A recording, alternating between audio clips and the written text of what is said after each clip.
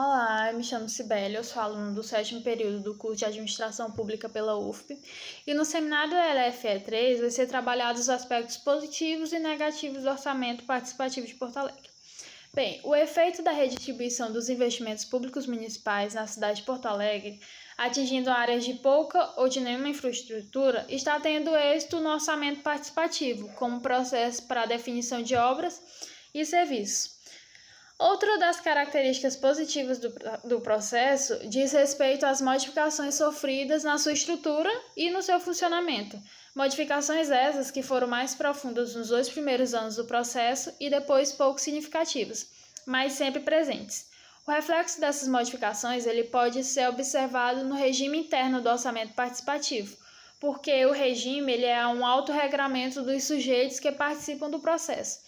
Então, os representantes do executivo, eles têm um papel importante na legitimação do processo, porque legalmente as decisões sobre a receita e a despesa é de responsabilidade do prefeito. Outro aspecto interessante é sobre o regime interno, que é o estabelecimento das regras no sistema de distribuição dos recursos entre os sujeitos, o que tem diminuído os conflitos quando começam as discussões, né? No que fala sobre a especialidade do orçamento participativo, a divisão da cidade em 16 regiões leva em conta as comunidades organizadas, então foi muito importante para facilitar a participação delas.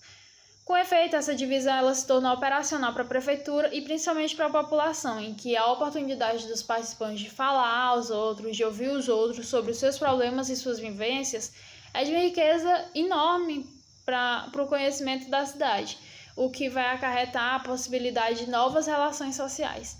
Essas relações elas minimizam a fragmentação do tecido sociopolítico espacial na cidade de Porto Alegre.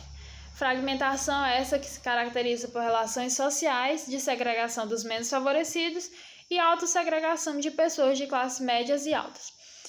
Então, nesse contexto, o processo de participação popular ele é reflexo da sociedade ou de pelo menos parte dela. As comissões de obras que existem desde o início do processo participativo, elas têm funções de fiscalizar o andamento das obras e são compostas por delegados residentes nas proximidades do local das obras, né? Então, tudo leva a pensar que está em curso na cidade de Porto Alegre o desenvolvimento da consciência dos problemas da cidade e das potencialidades dos cidadãos. Então, o orçamento participativo ele é tão somente base para esse desenvolvimento, sendo que os agentes principais são os movimentos sociais, são as organizações populares, a cidadania, e agem com diferentes graus de autonomia.